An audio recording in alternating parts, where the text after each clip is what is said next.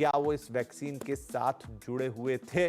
कई बार ये सवाल पूछा गया, मन में आया, लेकिन कोई स्पष्ट उत्तर इसका कभी मिला नहीं। जैसा मैंने जिक्र किया, कुछ रिपोर्ट जरूर आई थी, लेकिन फिर भी एक क्लैरिटी नहीं थी। लेकिन इस नए डेवलपमेंट का क्या मतलब है, ये आज समझने की कोशिश करेंगे। हमारे साथ कार्यक्रम में शामिल हो रहे हैं इंद्रप्रस्थ अपोलो हॉस्पिटल की कार्डियोलॉजी की senior consultant doctor Vinita Arora, star imaging and path lab के के डायरेक्टर और public health analyst doctor Sameer Bhati, और सीनियर फिजिशियन और महाराष्ट्र कोविड टास्क फोर्स के farmer member doctor Jaswant Patil. आप सभी का बहुत बहुत स्वागत है।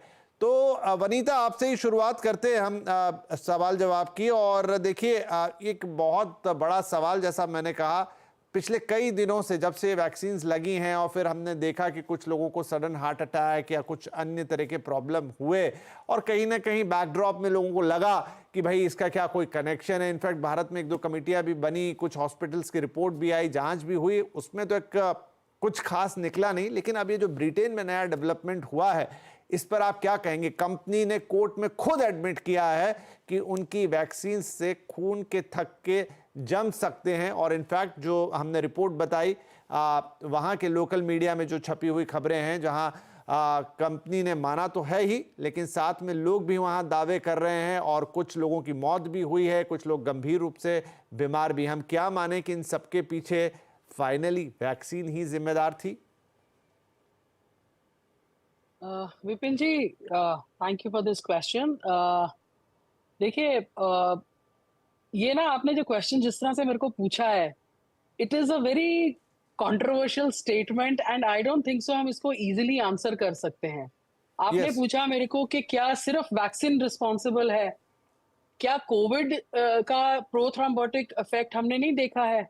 क्या कोविड की वजह से जो आफ्टर कोविड जो हुआ है, क्लॉट्स नहीं बने लोगों के आर्टरीज में? तो एक सिर्फ वैक्सीन को ब्लेम कर देना इस चीज के लिए, I don't think so it is the right way of going about it. Yes, having said that, we have to analyse it in the right way कि अगर ये रिपोर्ट्स आ रही हैं, there has to be some data to support it. तो vaccine बनती कैसी है? वैक्सीन एक्चुअली वायरस से ही तो बनती है, उसी का पार्ट होता है, उसी के अगेंस्ट हम एंटीबॉडीज बनाते हैं। तो जो वायरस करता है वही वैक्सीन करती है। There is no vaccine in this world, not only, I am not talking of Covishield alone, there is no vaccine in this world which comes without a side effect. Every vaccine, आप कोई भी vaccine ले लीजिए, वो ठीक करती है तो एक आध % में खराब भी करती है, because this is how the body reacts to the vaccine. और इस तरह से सिर्फ इसको कह देना, एक जनरलाइज स्टेटमेंट दे देना है कि ये खराब है, आई don't think so that is a right way of doing it. I do understand, आपने बोला 51 केसेस वहां पे दर्ज हुए हैं ब्रिटेन में against this AstraZeneca for the vaccine, but कितने लोग ट्रीट हुए थे? अगर मिलियंस ऑफ लोग जो ट्रीट हुए हैं, जिनको ये वैक्सीन मिली है, उसमें से 51 केसेस आए हैं, आई don't think so it's a very high number two comment. But every vaccine has a side effect, and so does this. I'm not covering or shielding vaccine. Vaccine के भी side effects होते हैं, पर वो virus जितना dangerous था, हमें कुछ भी किसी चीज के बारे में, वायरस के बारे में नहीं पता था। अब लेकिन हमने उसको, we have beaten it, we have got out of it. But blaming a vaccine which came as a protection for millions of people, I don't think so that is the right way of analyzing the things. Let's analyze in a right way.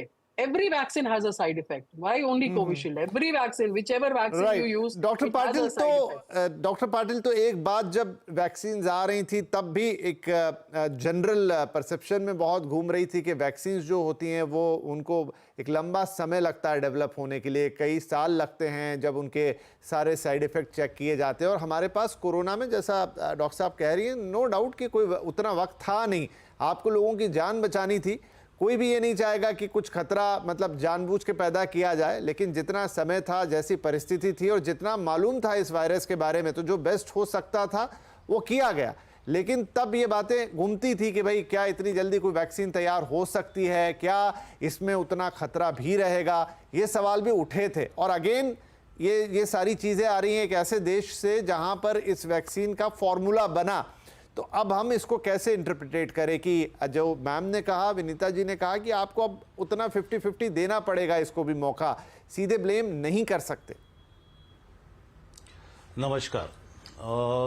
कुछ हद तक मैं उनसे सहमत हूँ, लेकिन उस time पे बहुत सारे रिएक्शंस होते थे और ये वैक्सीन बहुत ही प्रीमैच्योर स्टेज में लाया गया था।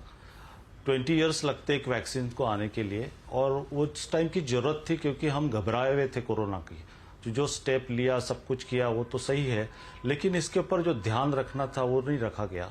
हम तभी से 2022 में new England journal of medicine के अंदर एक आर्टिकल आया था, थ्रोम्बोटिक थ्रोम्बोसाइटिकपीनिया, वैक्सीन इंड्यूस्ड थ्रोम्बोटिक थ्रोम्बोसाइटिकपीनिया। तो उसमें सब बताया गया था कि प्लेटलेट फैक्टर 4 एंटीबॉडीज बन रहे हैं, there are causing problems, there are 19 cases study. तभी हमें पता चला कि ये वैक्सीन एक जगह तो हमारे लिए प्रोटेक्शन है, पर दूसरी जगह इन अ लॉन्ग टर्म हमें तकलीफ दे सकता था। तो तभी से हमारे दिमाग में शक था। लेकिन जब प्रैक्टिस करते हैं तो इतने सारे केसेस, डॉक्टर साहब जो बोले वो सही है, क्लॉटिंग होते, ये होते, वो होते, पहले भी होते थे, अभी भी होते, लेकिन प्रमाण बढ़ गया है। यंग लड़कों में जब डांस करते करते हार्ट अटैक्स आ रहे हैं, यंग लड़कों में डायबिटीज दिखता है, कैंसर के केसेस बढ़ गए हैं, avascular necrosis of femur, hip joint, जहां पे हम देखो ना इतने रिप्लेसमेंट होते। हमारे कई कलीग बोलते कि अचानक से इतना बाढ़ आ गई है इसकी कि बहुत सारे केसेस पहले हम खाली बैठे रहते थे, अभी हमको ऑपरेशन करने के लिए मिल रहा है।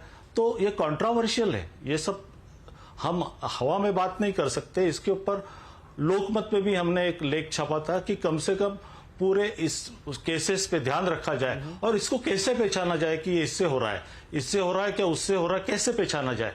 तो हमने फिर हमारे पेशेंट जितने भी आते थे जिनमें हमें थोड़ा भी डाउट आता था, उनमें हमने spike SARS-2 COVID-19 spike protein IgG quantitative antibodies check करना शुरू किया। तो हजारों में आते थे। Any antibodies they are good in a normal range, थोड़ा सा अपर भी रहा तो चलता है 200-300, लेकिन when they are coming in thousands, 60,000, 35,000, and no laboratory was giving exact quantitative value, whereas 1 or 2 laboratories were giving quantitative values. तो उसको चेक किया। उसके बाद में HS high sensitivity CRP check किया तो वो हाई आता था, 2.5, 10 तक आते थे। तो ये क्या बताता है कि it is affecting heart vasculature system. तो उससे हमें थोड़ा सा डाउट हो गया था कि ये ऐसा हो रहा है, पर जब तक स्टडीज नहीं हुए हम कॉन्क्रीटली नहीं बोल सकते हैं। पर ये अभी धीरे धीरे अभी ये शुरू हुआ।